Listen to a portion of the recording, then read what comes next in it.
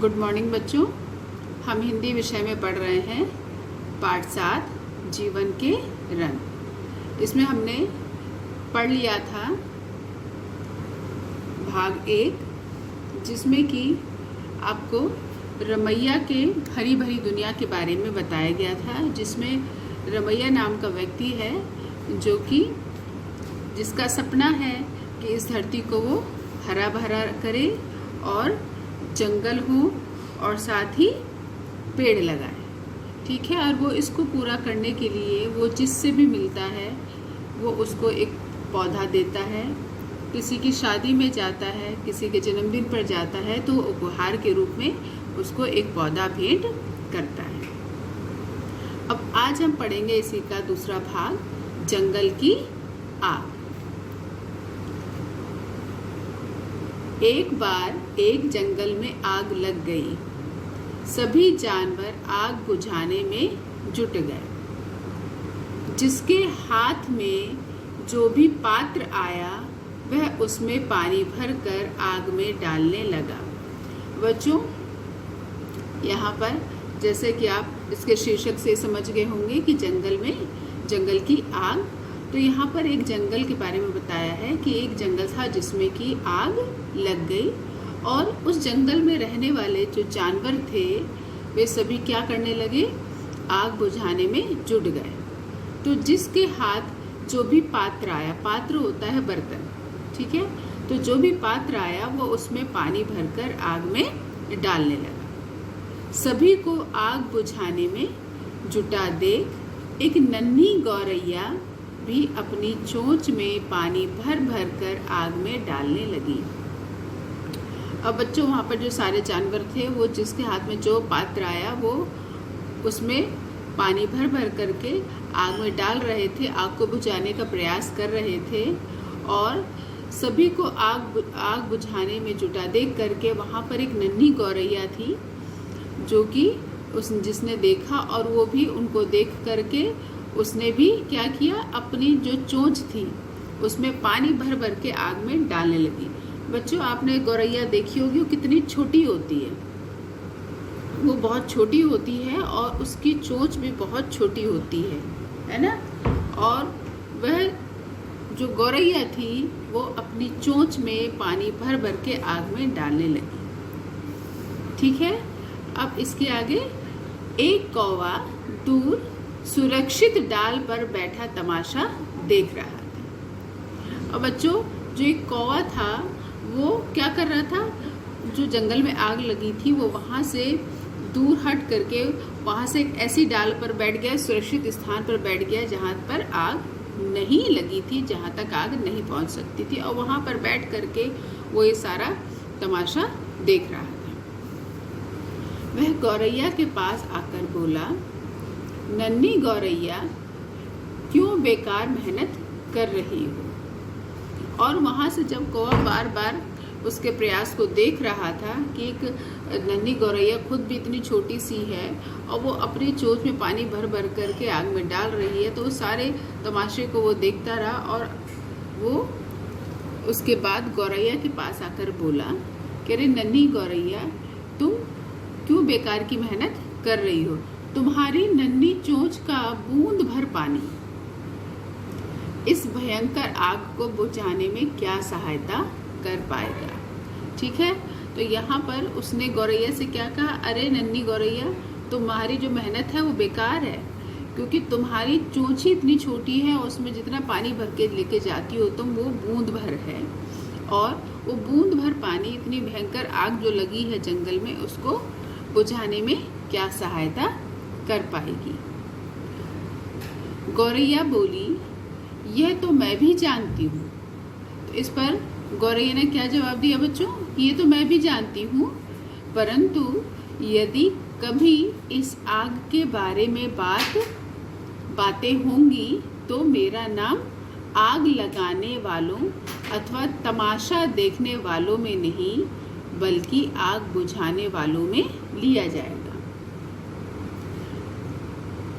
गौरैया ने कौवे की बात सुनकर क्या जवाब दिया बच्चों, कि ये तो मैं भी जानती हूँ। क्या जानती हूँ? कि मैं खुद भी छोटी हूँ और मेरी जो चोंच है वो इतनी छोटी है कि उसमें एक बूंद के बराबर ही पानी आ पाता है, और उससे जो इतनी भयंकर आग लगी हुई है उसको बुझाने में बहुत ज़्यादा सहायता तो नहीं मिल पाएगी, लेकिन फिर भी मैं ये प्रयास कर रही हूँ। और वो ये प्रयास क्यों कर रही थी कि जब कभी भी इस आग के बारे में बात होगी तो क्या होगा कि मेरा नाम जो है, गौरैया अपने बारे में बता रही है बच्चों कि मेरा नाम आग लगाने वालों, या ऐसा नहीं कि दूर बैठ करके तमाशा देखने वालों में नहीं, बल्कि किस में होगा, आग बुझाने वालों में लिया जाएगा। तो बच्चों, इस कहानी से आपको क्या शिक्षा मिली? कुछ शिक्षा आपको मिली होगी। इस कहानी को पढ़ करके, सुन करके आपको कुछ समझ में आया होगा, है ना? तो इस कहानी से हमको क्या शिक्षा मिलती है? इस कहानी से बच्चों हमें ये शिक्षा मिलती है कि हम छोटे ही क्यों ना हो, लेकिन यदि हम प्रयास करें तो संभव है कि हमारे प्रयास से कोई भी बड़ा कार्य क्या हो सकता है, उसको सफल बनाने में सहायता मिल सकती है। बच्चों, अभी मैंने आपको किताब से पाठ 7 जीवन के रंग के दोनों भाग पढ़ के मैंने आपको बता दिए, ठीक है। इससे पहले आपको भाग 1 रमैया की हरी भरी दुनिया और आज भाग 2 जंगल की आग, दोनों ही भाग आपको पढ़ करके बता दिए हैं, अच्छे से समझा दिए हैं। अब हम इसके आगे का काम करेंगे, और आगे का काम क्या है कि आपको अपनी कॉपी में सुलेख लिखना है। सबसे पहले आप अपनी कॉपी में जो काम करेंगे वो है सुलेख, और सुलेख में आपको जंगल की आग की जो कहानी है इसको आपको अपनी कॉपी में सुंदर राइटिंग में, सुंदर लेखनी में लिखना है, ठीक है। ये मैंने यहाँ से लिख दिया है, एक बार और लिया जाएगा, मतलब यहाँ से आपको शुरू करना है और लिया जाएगा तक लिखना है। तो बच्चों, अभी मैंने आपको जंगल की आग जो भाग 2 है, ये इसको आपको मैंने सुलेख में दिया है। आपको यहाँ से पूरा शुरू से आपको पूरा अंत तक लिखना है। तो इसको जैसे ही लिखा हुआ बिल्कुल साफ से उसी प्रकार से आपको इसको लिखना है। तो बच्चों, आप जब अपनी कॉपी में सुलेख लिख लेंगे तो सुलेख लिखने के बाद आप अपनी कॉपी में बोध प्रश्न करेंगे। प्रश्न नंबर 1 बोध प्रश्न, जिसमें कि आपको इस पाठ से दिए गए प्रश्न उत्तर को अपनी कॉपी में करना है। तो चलिए बोध प्रश्न हम देखते हैं। प्रश्न नंबर 1 बोध प्रश्न उत्तर लिखिए। प्रश्न नंबर 1 का क, रमैया के अंदर पेड़ लगाने का जुनून कैसे पैदा हुआ? आप अपने पाठ से इसको पढ़ चुके हो कि रमैया के अंदर जो था वो पेड़ लगाने का जुनून किस प्रकार पैदा हुआ था। आपको उसी को इसके उत्तर के रूप में लिखना है। उत्तर, एक बार रमैया की बेटी को तेज सिर दर्द हुआ, कारण खोजा तो पता चला कि बेटी के स्कूल में बाहर बैठकर पढ़ाई होती है, वहाँ पेड़ नहीं थे। रमैया ने सोचा कि वहाँ पर इतने पौधे लगा दिए जाएं कि बच्चे छाँव में बैठकर पढ़ाई कर सकें। इसी विचार के कारण रमैया के अंदर पेड़ लगाने का जुनून पैदा हुआ। तो बच्चों, जो ये प्रश्न है इसके उत्तर को मैं एक बार और आपको समझा दे रही हूँ कि जो रमैया की बेटी थी उसको सिर में तेज़ दर्द हुआ, और जब उसने उसका कारण पता किया तो पता चला कि जहाँ उसकी बेटी जिस स्कूल में पढ़ती थी वहाँ पर कक्षा के बाहर बैठ कर के पढ़ाई की जाती थी और वहाँ पर पेड़ नहीं थे। तो जब पेड़ नहीं थे तो बच्चों हो सकता है कि वहाँ पर पेड़ ना होने की वजह से वो बच्चे धूप में बैठ के पढ़ते हों, है ना, और वहाँ पर उनको हवा भी नहीं मिलती होगी, गर्मी रहती होगी, जिसकी वजह से उसके वहाँ पर उसकी बेटी और जो साथ में बच्चे पढ़ते थे उनके साथ क्या था, प्रॉब्लम्स थी, उनके सर में तेज़ दर्द होता था, ठीक है। तो जब रमैया ने कारण खोजा तो उसने क्या सोचा कि यदि वहाँ पर इतने पौधे लगा दिए जाएं जिससे कि बच्चे छाँव में बैठकर पढ़ाई कर सकें, तो इसी विचार के कारण रमैया के अंदर जो था पेड़ लगाने का जुनून पैदा हुआ। प्रश्न नंबर 1 का ख। रमैया का सपना क्या है? उत्तर, रमैया का सपना है हरी भरी धरती का। रमैया का सपना क्या है? सबसे पहला तो सपना उसका है हरी भरी धरती का। और हरी भरी धरती कैसे होगी? जबकि जंगल होंगे, धरती के ऊपर जंगल होंगे। और जंगल कैसे होंगे? जब पेड़ लगेंगे। पेड़ों से ही तो बच्चों, जब पेड़ों से ही जंगल तैयार होता है ना। तो इसलिए ये रमैया का जो सपना था वो था कि हरी भरी धरती का और जंगल बचाने का, पेड़ लगाने का। प्रश्न नंबर 1 का ग। रमैया अपना सपना पूरा करने के लिए क्या क्या करता है? तो रमैया जो है वो अपना सपना पूरा करने के लिए क्या क्या करता है? आपने पाठ में पढ़ लिया था कि रमैया अपना सपना पूरा करने के लिए शादी और जन्मदिन पर उपहार में पौधा भेंट करता है और जो भी मिल जाए उसे एक पौधा थमा देता है। रमैया अपने सपने को पूरा करने के लिए वो क्या करता है? किसी की भी शादी होती है तो वो पौधा ही भेंट देता है, और किसी का जन्मदिन होता है तो उपहार में पौधा ही भेंट करता है। और क्या करता है? रास्ते में आते जाते उसके वो अपने साथ पौधे ले करके चलता था, और रास्ते में जो भी उसको आते जाते मिल जाता था वो उसको क्या करता था? एक पौधा थमा देता था। प्रश्न नंबर 1 का घ। रमैया ने कौन सा नारा दिया?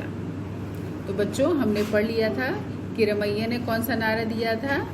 रमैया ने धरती का अब करो श्रृंगार, पेड़ लगाओ सब 2-4 का नारा दिया। कौन सा नारा दिया था? धरती का अब करो श्रृंगार, पेड़ लगाओ सब 2-4, है ना। रमैया ने ये नारा दिया था। और बच्चों इस नारे को हमको भी क्या करना है? अपनाना है। और मैंने आपको पाठ को समझाते समय बताया था कि आप भी पेड़ पौधे लगाइए। जहाँ कहीं आप खाली जगह पाते हैं अपने घर के आसपास, वहाँ पर आप कम से कम एक पौधा अवश्य लगाएं और अपने माता पिता को भी पौधा लगाने के लिए प्रेरित करें। ठीक है, तो जब हम रमैया की तरह ही हम भी इस नारे को अपना लेंगे तो हमारी जो धरती है वो वास्तव में हरी भरी हो जाएगी। ठीक है, अब इसके बाद बच्चों प्रश्न नंबर 1 का अंग। आग लगने पर नन्ही गौरैया क्या कर रही थी? अभी अभी आपको ये भाग मैंने पढ़ के आपको बताया, आपको समझाया भी कि आग लगने पर नन्ही गौरैया क्या कर रही थी। उत्तर, आग लगने पर नन्ही गौरैया अपनी चोंच में पानी भर भर कर आग में डालने लगी। प्रश्न नंबर 1 का च। कौवे ने गौरैया से क्या कहा? उत्तर, कौवे ने गौरैया से कहा, नन्ही गौरैया क्यों बेकार मेहनत कर रही हो? तुम्हारी नन्ही चोंच का बूंद भर पानी इस भयंकर आग को बुझाने में क्या सहायता कर पाएगा? कौवे ने जब देखा गौरैया, क्योंकि वो कितना प्रयास कर रही थी, वो अपनी छोटी सी चोंच में बार बार पानी लाती और बार बार उस भयंकर आग जो लगी थी चारों तरफ जंगल में उसमें डाल रही थी। और कौवा जो था वो एक सुरक्षित डाल पर बैठा हुआ था और वहाँ से बराबर ये गौरैया को करते हुए देख रहा था। और जब उससे नहीं रहा गया तो वो क्या हुआ, गौरैया के पास आया और उसने क्या कहा कि नन्ही गौरैया क्यों बेकार मेहनत कर रही हो? तुम्हारी नन्ही चोंच का बूंद भर पानी इस भयंकर आग को बुझाने में क्या सहायता कर पाएगा? अब है इसके बाद प्रश्न नंबर 1 का छ। गौरैया ने कौवे को क्या जवाब दिया? उत्तर,